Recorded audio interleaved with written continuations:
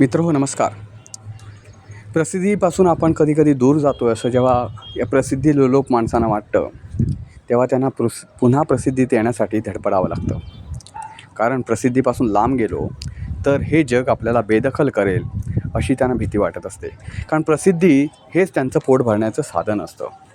मित्रहो, गेल्या काही महिन्यांमध्ये, विशेष करून 1-1.5 वर्षांमध्ये मी एक असं नाव तुम्हाला सांगणार आहे की जे नाव अगोदर त्यांच्या सामाजिक कार्यासाठी, त्यांच्या समाजासाठी लढवय्या नेता म्हणून ज्यांचं नाव घेतलं जायचं, त्यांचंच नाव नंतरच्या काळात त्यांच्या काही प्रवृत्तीमुळेच एक प्रसिद्धीसाठी काही करणारा माणूस किंवा फक्त बोलायचं, करायचं काहीच नाही अशा गोष्टींसाठी घेतलं जाऊ लागलं. ते म्हणजे मराठा नेते मनोज जरांगे पाटील यांचं. मनोज जरांगे पाटील यांचा लढा पूर्वी हा खरोखर समाजासाठी होता. आणि त्याच्याही अगोदर मी जाऊन सांगेन की मराठा समाजाचे जे सुरुवातीच्या काळात मोर्चे होते ते अतिशय शिस्तबद्ध होते. लाखोंचा मोर्चा असूनसुद्धा शांततेच्या मार्गाने त्यांचं आंदोलन सुरू होतं. त्या आंदोलनानंतर हिंसक वळण लागत गेलं. नंतर ते आंदोलन भरकटू लागलं.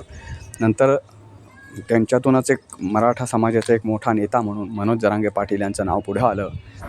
त्यांचं नाव पुढे आल्यानंतर सुरुवातीच्या काळात त्यांच्या मागण्या व्यवस्थित होत्या, त्यांचं आंदोलन व्यवस्थित होतं, त्यांचं आंदोलन शांततेच्या मार्गाने सुरू होतं. नंतर हळूहळू सरकार वारेमाप त्यांना आश्वासन देऊ लागलं. ज्या आश्वासनांची पूर्तताही होऊ शकत नाही अशी आश्वासनं सरकारकडून दिली गेली. ती आश्वासनं फोल ठरू लागली. कधी आश्वासन पूर्ण झाल्याचं सांगण्यातसुद्धा आलं, पण ते आश्वासन प्रत्यक्षात पूर्ण झालेलं नव्हतं. अशा दोन्हीकडून बाता मारण्यात येऊ लागल्या. आणि त्याच्यात मग मनोज जरांगे पाटील स्वतः अडकत गेल्यानंतर त्यांना कळलंही नाही की आपण अडकत जातो आहे. त्यामुळे त्यांची नाव जी आहे, त्यांची नौका जी आहे ती भरकटू लागली.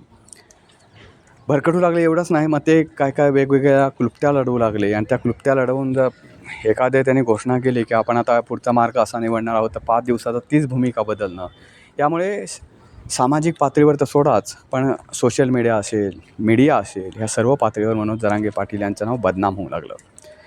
मित्रहो, तेच अलीकडच्या काळामध्ये मनोज जरांगे पाटील यांचं नाव खूप मागं पडलं. म्हणजे विधानसभा निवडणुका झाल्यानंतरच नव्हे, तर त्याच्या अगोदर त्यांनी जे आंदोलन मागे घेतलं होतं ज्या पद्धतीनं की सरकारनं त्यांना सांगितलं की कुणबी प्रमाणपत्र मराठा समाजातल्या लोकांना दिली जातील, त्याच्यासाठी कार्यवाही केली जाईल वगैरे. आणि त्यानंतर त्यांनी जे आंदोलन मागे घेतलं तिथपासूनच त्यांचं नाव हळूहळू मागे पडत गेलं. पण अलीकडच्या काळात त्यांनी पुन्हा आपलं नाव नव्यानं पुढे आणण्यासाठी म्हणून काही गोष्टी निर्माण केल्याचं दिसून येतं. काही दिवसांपूर्वी त्यांनी एका कार्यक्रमात बोलताना असं सांगितलं की मला अलीकडे धमक्याचे फोन येत आहेत. मला वेगवेगळ्या प्रकारे मारण्याची भाषा केली जात आहे. कधी भंडाऱ्यात काहीतरी विष घालून तुम्हाला मारलं जाईल, कधी गोळ्या घालून मारलं जाईल, कधी आणखी प्रकारे मारलं जाईल. अशा वेगवेगळ्या प्रकारच्या धमक्या येतात. पण मी धमक्यांना घाबरत नाही, कारण मी समाजासाठी वाहून घेतलेला माणूस आहे, अशा पद्धतीनं त्यानं स्टेटमेंट केलं. आणि त्यानंतर पुन्हा एकदा मनोज जरांगे पाटील यांचं नाव चर्चेत आलं.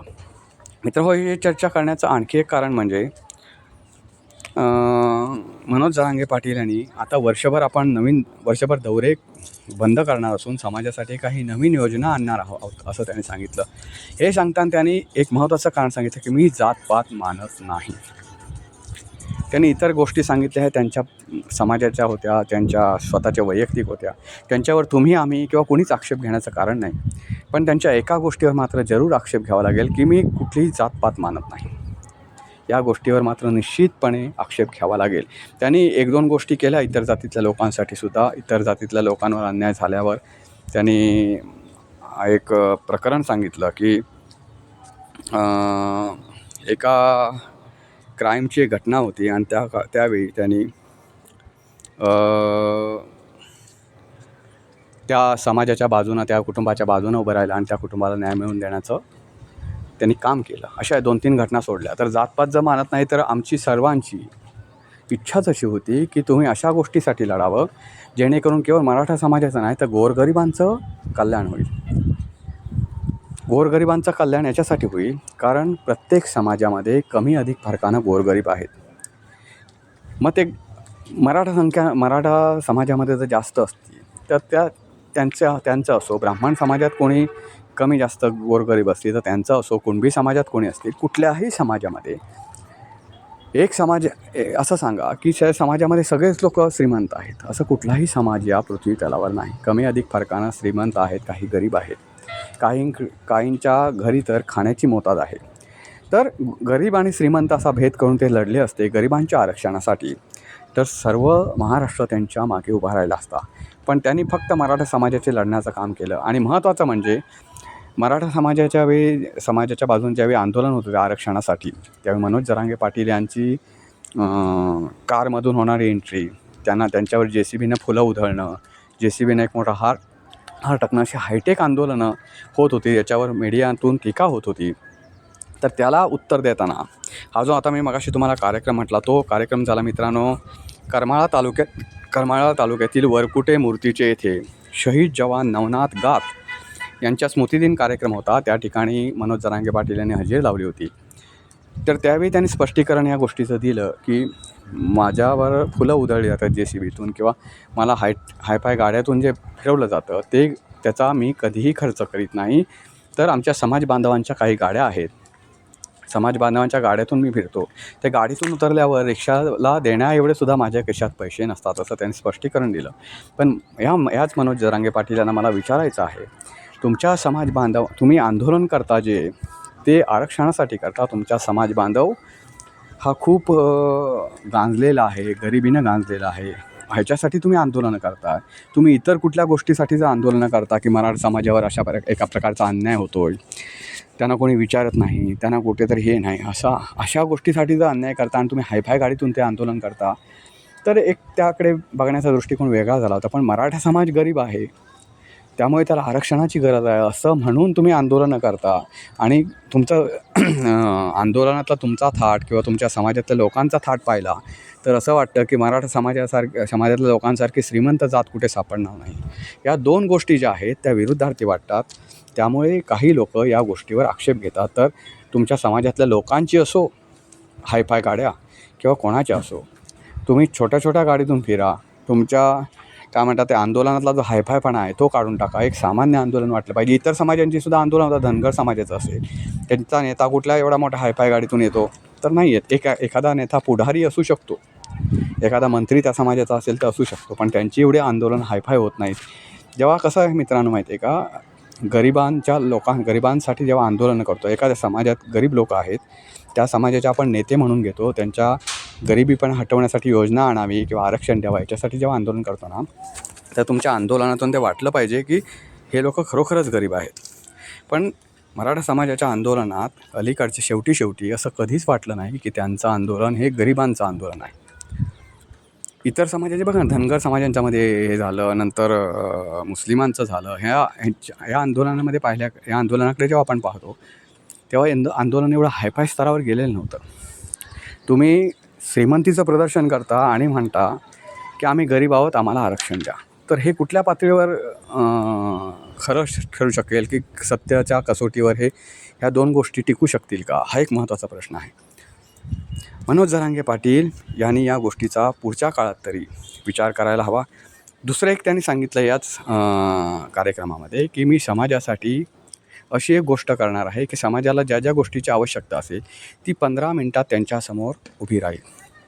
तर तुम्ही मला एक म्हणायचं असं आहे, मनोज जरांगे पाटील यांनी सर्वसमावेशक असं आंदोलन उभारावं. कारण तुम्ही म्हणतात मनोज जरांगे पाटील ज्या पद्धतीने म्हणत आहेत की मी जातपात मानत नाही, आम्हालासुद्धा असं वाटतं की सगळ्या जातींचं नेतृत्व तुम्ही करावं. तुमच्यात तेवढी कॅपॅसिटी आहे, तुमच्या मागून लोक येतात, तुमचा साधेपणा त्यांना भावतो. तुम्ही ज्या गोष्टी बोलता त्याच्यावर एवढे लाखोंच्या संख्येने मराठा लोक अवलंबून राहिले, लाखोंच्या संख्येनं मराठा लोकांनी तुमच्यावर विश्वास ठेवला. ते पाहता तुम्ही सर्वांच्या आंदोलनाचं नेतृत्व करा. सगळ्या जाती धर्मातली माणसं, मराठी माणसं तुमच्या मागे उभी राहतील. फक्त त्या आंदोलनाचा विचका होऊ देऊ नका. आणि महत्त्वाचं म्हणजे शेवटपर्यंत विश्वासार्हता आंदोलनामध्ये जपा. सर्व समाजामध्ये गरीब आहेत, त्या गरिबांसाठी लढा. मग तो कुठल्याही समाजातला असो, वरिष्ठातला असो की कनिष्ठातला असो, त्यांच्यासाठी लढा. सर्व महाराष्ट्र तुमच्या मागे उभा राहील. कारण महाराष्ट्राला अजूनपर्यंत एखाद्या समाजातून एखादा नेता उदयाला येतो आणि तो नेता झाला की तो नेता फक्त स्वतःचं भलं करतो, ना समाजाचं करतो, ना समाजातल्या व्यक्तीचं करतो किंवा ना महाराष्ट्राचं करतो. दिव्यदृष्टी महाराष्ट्रातल्या एकाही नेत्याला नाही. त्यामुळे महाराष्ट्र प्रगतीच्या वाटेवर जाण्याऐवजी अधोगतीकडे चाललेला आहे. त्याला सावरण्याचं काम मनोज जरांगे पाटील यांनी करावं, एवढाच या व्हिडिओमागचा हेतू आहे. कारण त्यांच्यात ती कॅपॅसिटी आहे. आजसुद्धा त्यांचा एकीकडे त्यांची बदनामी केली जाते किंवा काहीतरी, आजसुद्धा मनोज जरांगे पाटील आले तर त्यांना पाहण्यासाठी, ऐकण्यासाठी नव्हे, ऐकता तर सोशल मीडियावर पण येतं त्यांना, पण त्यांना प्रत्यक्षात पाहण्यासाठी आजसुद्धा गर्दी ही होते. त्यामुळे मला असं म्हणायचं आहे की मनोज जरांगे पाटील यांच्याकडे फक्त मराठा समाज नव्हे तर अख्खा महाराष्ट्रातील गोरगरीब जनता ही आशेनं पाहते. त्यांनी त्या गोरगरीब जनतेचं नेतृत्व करावं आणि महाराष्ट्र उभा करावा. जो आज महाराष्ट्र निश्चित पडलेला आहे, निद्रिस्त झालेला आहे, त्यांना मनोज जरांगे पाटील यांनी कुठेतरी झोपेतून जागं करावं, त्यांना सुचकारावं. कारण प्रत्येक समाजामध्ये मित्रांनो लाचार झालेले आहेत.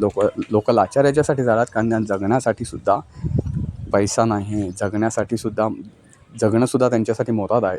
अशा लोकांसाठी मनोज जरांगे पाटील यांनी उभं जर राहिलं तर खरोखरच हा लढा महाराष्ट्राला एका वेगळ्या वळणावर नेऊन ठेवेल. आणि आज समाजामध्ये जी वाद सुरू होत आहेत ते कुठेतरी एका पातळीवर येण्यास मदत होईल. कारण हिंदू धर्म जो आहे तो अनेक जातीमध्ये वाटला गेलेला आहे. त्यांना एकत्र आणण्याचं काम या निमित्तानं होईल. गरीब आणि श्रीमंतीतली दरी मिटण्याचा प्रयत्न होईल. मित्रांनो, याच्यासाठीच हा व्हिडिओ बनवण्याचं प्रयोजन होतं. मित्रांनो, तुम्हाला याबाबत काय वाटतं? मनोज जरांगे पाटील यांनी खरोखरच मराठा समाजाचं नेतृत्व करावं की गोरगरिबांचं नेतृत्व करावं? याबाबत तुमची मतं नक्की कळवा. व्हिडिओ आवडला तर लाईक करा, व्हिडिओला शेअर करायला विसरू नका. पुन्हा भेटू पुन्हा एका अशा नवीन व्हिडिओ. तोपर्यंत नमस्कार.